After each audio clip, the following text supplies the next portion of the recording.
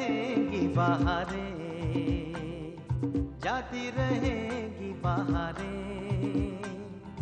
दिल की नजर से दुनिया को देखो, दुनिया सदा ही हंसी है। हो आती रहेंगी बहारें।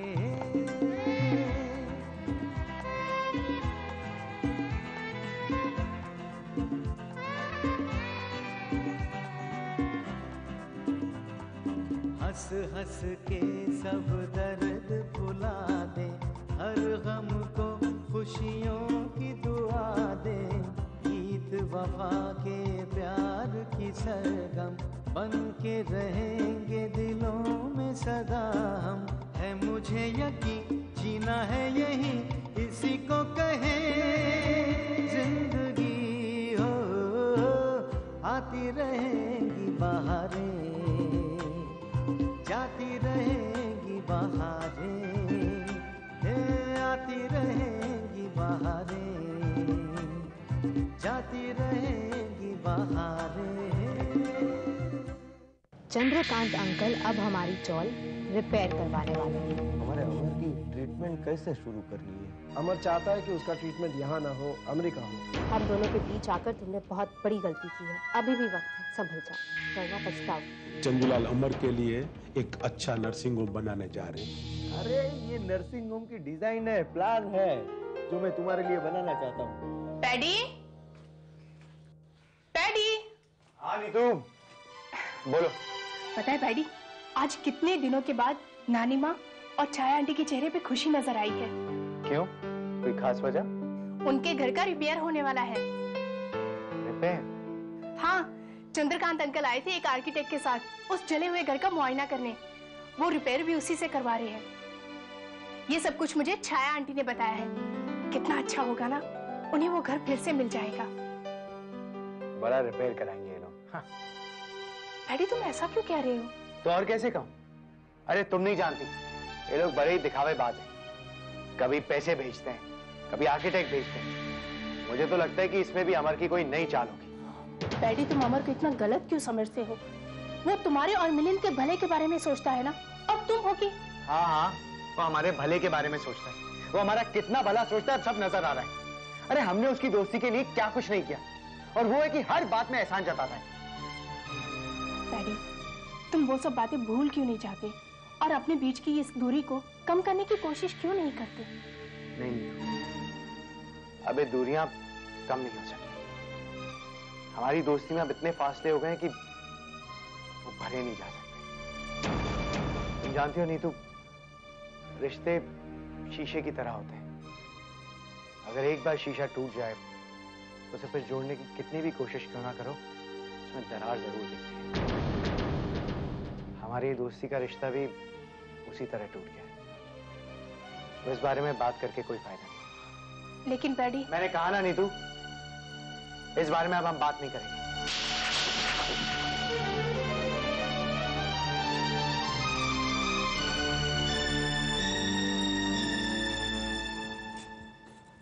मधु,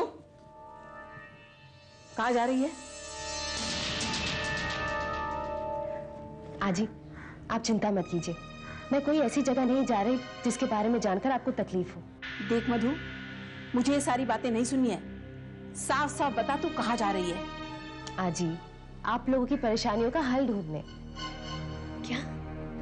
हाँ जी, आप लोग इसी वजह से परेशान है ना कि मैं शादी नहीं कर रही। आप लोग मेरे लिए रिश्ता भी ढूंढ कर लाए, तो भी मैंने मना कर दिया। लेकिन आजी, अब आप परेशान मत होइए, क्योंकि मैं खुद अपने लिए रिश्ता तलाश करूंगी। देख मधु, मुझे अब कोई नया नाटक नहीं चाहिए। पहले ही तेरी वजह से बहुत परेशानियां झेल चुके हैं हम। तुझे जरा भी शर्म नहीं आती? आज अगर मुझे शर्म नहीं आती तो मैं जो कुछ भी कर रही हूँ, क्या मैं उसके बारे में सोचती? आज मुझे मालूम है मैंने आप लोगों को बहुत दुख पहुंचाया है, बहुत रुलाया है आप लोगों को। लेकिन अजी, अब मैं आप लोगों के चेहरे पर खुशी देखना चाहती हूँ, मायूसी और बेबसी नहीं। इसीलिए मैं अपने एक फ्रेंड की मामी के ऑफिस जा रही हूँ। वो एक मैरिज ब्यूरो चलाती हैं। उसी सिलसिले में मुझे अपने फोटोग्राफ्स वहां पहुंचाने हैं। लेकिन तुझे ये सब करने की क्या जरूरत है? तेरे लिए रिश्ता ढूंढने वालों की कमी नहीं है। तेरे बाबा हैं, तेरा भाई है। नहीं आजी, आज तक उन लोगों ने मेरे लिए इतना कुछ किया और बदले में मैंने क्या दिया? सिर्फ अपमान। आजी, मैंने आपसे वादा किया था और उस वादे को सच साबित करना है। मुझे ये भी दिखाना है कि मैं उतनी बुरी भी नहीं हूं जितना आप सोचती हैं। आजी, मैं सिर्फ आप लोगों की परेशानियां बढ़ा ही नहीं सकती, आप लोगों का बोझ हल्का भी कर सकती हूँ। इसलिए मेरा वहां जाना जरूरी है।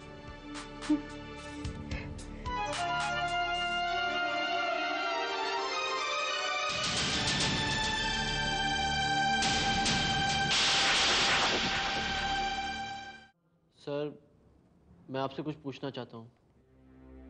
बोलो। क्या पापा को मेरी बीमारी के बारे में पता चल चुका है? नहीं तो क्यों? पता नहीं, लेकिन उनकी बातों से ऐसे लगता है जैसे उन्हें मेरी बीमारी के बारे में मालूम है। सर, अब वो मेरे लिए नर्सिंग होम बनाना चाहते हैं, वो भी सिर्फ 3 महीने के अंदर। इसलिए लगता है जैसे उन्हें मेरे बारे में सब कुछ मालूम है। लगता है जैसे वो मेरी सारी इच्छाएं जल्द से जल्द पूरी करना चाहते हैं। सर, आप ही उन्हें समझाइए कि इस तरह पैसे बर्बाद ना करें। अमर, अगर तुम्हारे पापा तुम्हारे लिए कुछ करना चाहते हैं और उससे उन्हें खुशी मिलती है तो उनकी खुशी छीनने का मुझे कोई अधिकार नहीं है। सर, लेकिन उनकी ये खुशी कुछ ही पलों की है। फिर ये नर्सिंग होम बनवा के क्या फायदा? तो ये बात तुम उन्हें खुद जाकर क्यों नहीं कहते?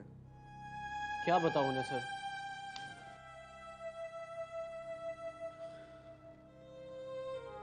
क्या उनसे ये कहूं कि नर्सिंग होम का इनॉग्रेशन शायद मेरे मरने के बाद होगा?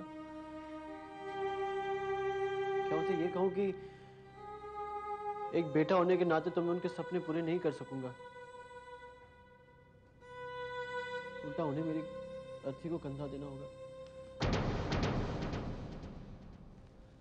सर, आज तक आपने मेरी मदद की है। एक आप ही है जो पापा को समझा सकते हैं। सर, प्लीज उन्हें समझाइए कि अपनी मेहनत की कमाई को इस तरह बर्बाद ना करें। सर, यही एक छोटी सी रिक्वेस्ट है आपसे, शायद आखिरी। जस्ट शट अप अमर। आइंदा ऐसी बात की तो मुझसे बुरा कोई नहीं होगा। तुम क्या समझते हो मैं सिर्फ एक डॉक्टर हूं? मुझे कोई इमोशंस नहीं है, इंसान नहीं हूं मैं।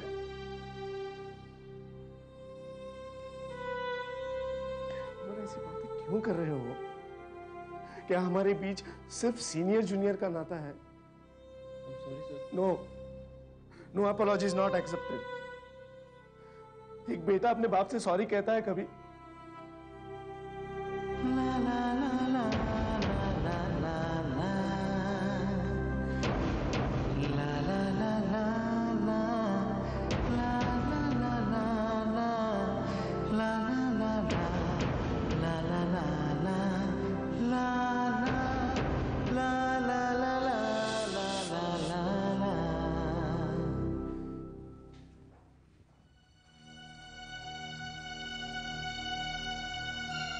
तो नर्सिंग होम का हिसाब किताब चल रहा है क्या?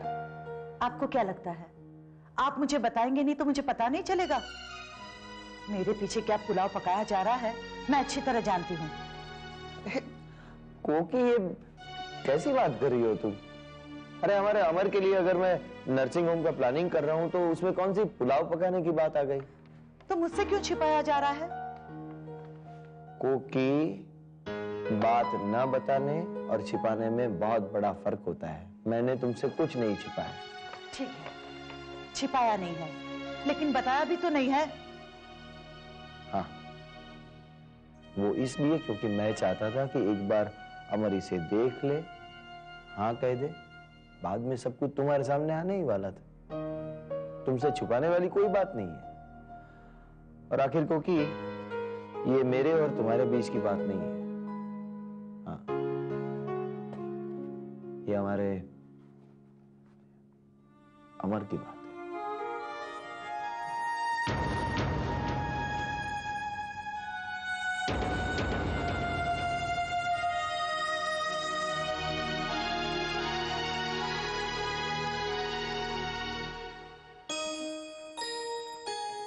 ये तुम्हारे लिए,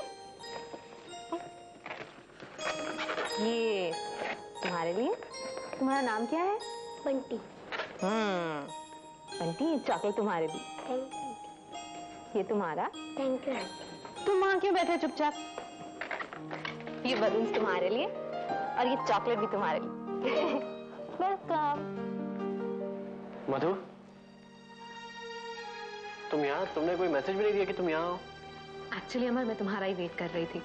फिर सोचा कि क्यों ना इन बच्चों के साथ कुछ देर। अमर, पता नहीं क्यों, जब से मैंने चिंटू को खून दिया है और उसके चेहरे पर मुस्कान देखी है, तब से मुझे लगने लगा है कि इन बच्चों को खुशियां देने से जो खुशी मिलती है, उसकी तुलना में दुनिया की सारी खुशियां छोटी हैं। इसलिए मैंने डिसाइड किया है कि जब भी मुझे वक्त मिलेगा, मैं यहाँ आकर इन बच्चों के साथ गुजारूंगी। और प्लीज, अब तुम ये मत कहना कि मैं यहाँ नहीं आ सकती। मैं ऐसा क्यों कहूँगा? रियली? तो फिर इसी बात पर कैफेटेरिया में जाकर कॉफी पीते हैं? चलो।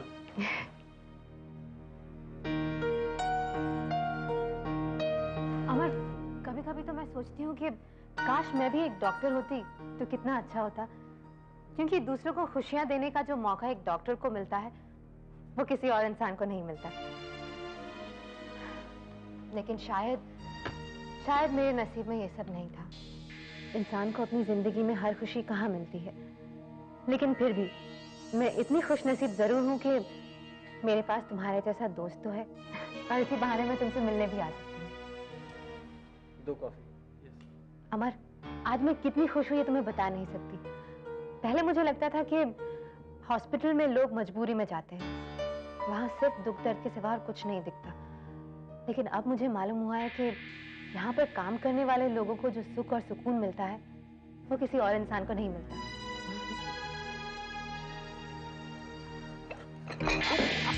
Oh, I'm so sorry. I'm so sorry, Amar. Sorry. Amar, I'm really sorry. I didn't mean it. तुम्हारी शर्ट खराब हो गई, Amar. I'm really very sorry.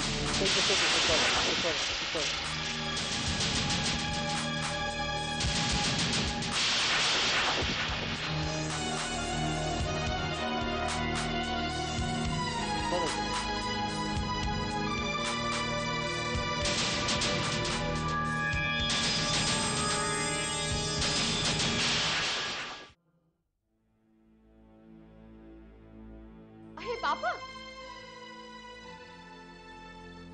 अरे पापा, अच्छा हुआ आप आ गए। मैं कब से आपका इंतजार कर रही थी। पापा, मुझे आपको कुछ कहना है। क्या हुआ बेटा? अमर के घर से कोई फोन आया था? क्या पापा, आप भी अब हर चीज में हमें उन लोगों से बात करनी जरूरी है क्या?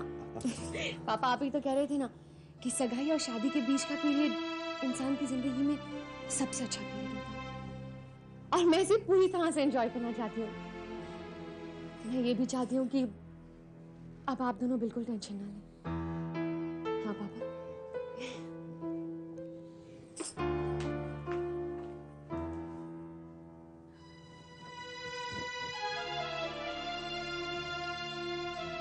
क्या हुआ? आपने अमर से कुछ बात की?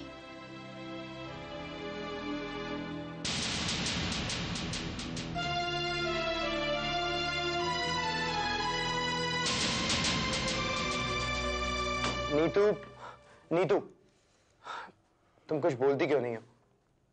तुम बोलोगी तुम इस तरह से सामान पैक करके कहाँ जा रही हो और क्यों जा रही हो? देखो डैडी, अगर मैं तुमसे नाराज होती भी ना, तो ये घर छोड़कर नहीं जाती, क्योंकि ये घर अब सिर्फ तुम्हारा घर नहीं है, बल्कि मेरा भी है। तो फिर क्या हो गया? तुम इस तरह से ये सब? पापा लंदन से वापस आ रहे हैं, इसलिए अब मुझे जाना पड़ेगा। मेरे पास और कोई रास्ता भी तो नहीं है। अगर पापा मुझे अचानक से घर में नहीं पाएंगे तो परेशान हो जाएंगे, और कहीं उन्हें हमारी शादी के बारे में पता चल गया तो। तुम्हारी बात तो बिल्कुल सही है, लेकिन क्या यही बात हम दोनों साथ में जाके अंकल को नहीं समझा सकते? नहीं बेटी, तुम्हें उन्हें मिलवाने या अपने बारे में कुछ बताने से पहले मुझे उन्हें कन्विंस करना पड़ेगा, वरना अगर गुस्से में आकर उन्होंने कुछ पापा से मिसबिहेव कर दिया तो मैं बर्दाश्त नहीं कर पाऊंगी। तो क्या हमारे पास और कोई रास्ता नहीं है? फिलहाल तो नहीं दिखता। मेरी समझ में तो कुछ नहीं आ रहा पैडी। मैं क्या करूं? पापा को कैसे बताऊं? देखो नीतू, अब ये प्रॉब्लम सिर्फ तुम्हारी नहीं है बल्कि मेरी भी है। चाहे कुछ भी हो जाए, मैं तुम्हारे लिए पूरी दुनिया से लड़ने को तैयार हूं, क्योंकि आज मैं जो कुछ भी हूं सिर्फ तुम्हारी वजह से हूं। मैं तुम्हारा साथ कभी भी नहीं छोड़ूंगा। बेटी, पैडी सही कह रहे हैं। अगर तुम्हें अपने पापा की वजह से चिंता हो रही है तो तुम ये क्यों बोल रहे हो कि अभी तक तुम्हारे एक और पापा भी जिंदा है? मेरे रहते हुए मेरे परिवार में मेरे बच्चों को चिंता करने की कोई जरूरत नहीं है। मैं सब संभाल लूंगा।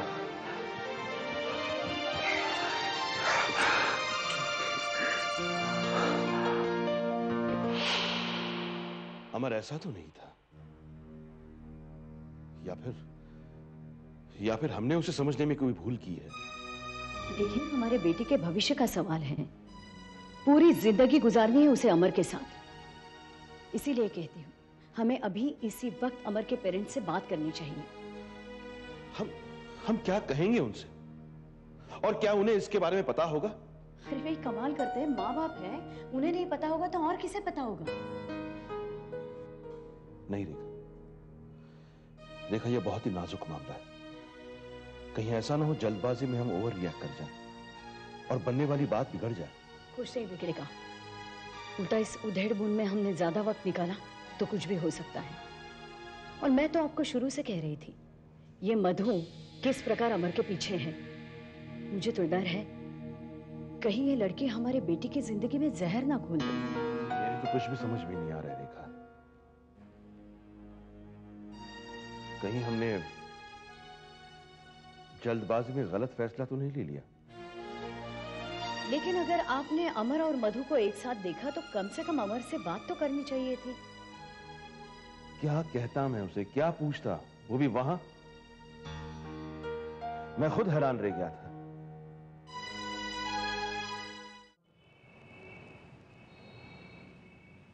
देखिए चंद्रकांत जी, मैं समझ सकता हूँ कि आप जो करना चाहते हैं उसके पीछे आपके इमोशंस जुड़े हुए हैं, पर आप जिसके लिए ये सब कर रहे हैं वही अगर ये सब नहीं चाहता तो आप ऐसा क्यों कर रहे हैं? क्योंकि मैं अमर के देखे हुए सपने को साकार करना चाहता हूँ। पर अमर नहीं चाहता कि नर्सिंग होम बनाने में इतना पैसा खर्च हो जाए। उसके इलाज में भी तो खर्चा आने वाला है ना। देखिए डॉक्टर साहब, भगवान की दया से मेरे बेटे का इलाज मैं दुनिया की किसी भी अच्छी अस्पताल में करा सकूं, इतने पैसे हैं। ऐसे मौके पर इंसान को खुद को रोक पाना बहुत मुश्किल होता है।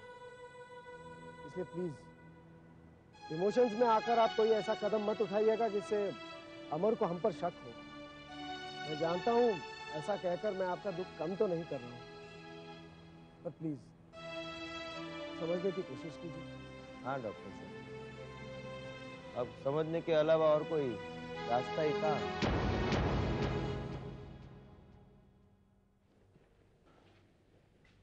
अमर बेटा। अरे अंकल, आप आइए, बैठिए।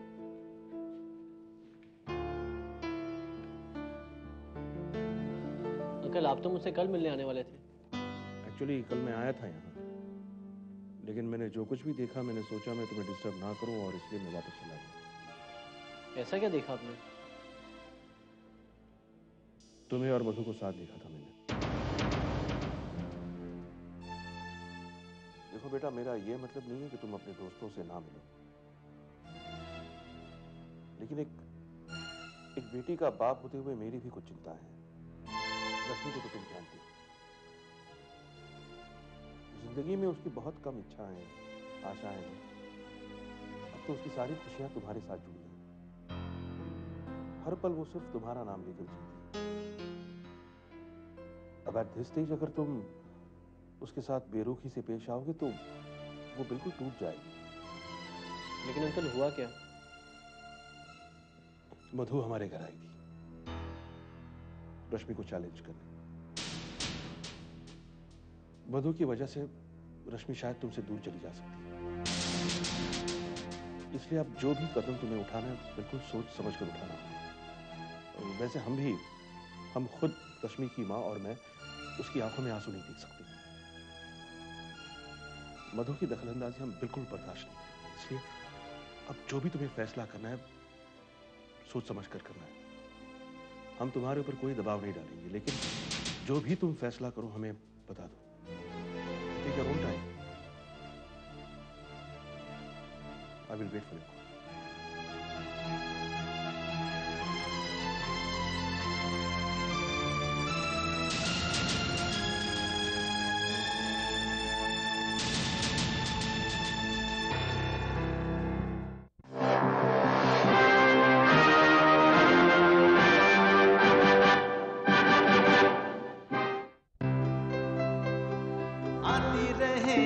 बहारें जाती रहेंगी बहारें, दिल की नजर से दुनिया को देखो, दुनिया सदा ही हंसी है।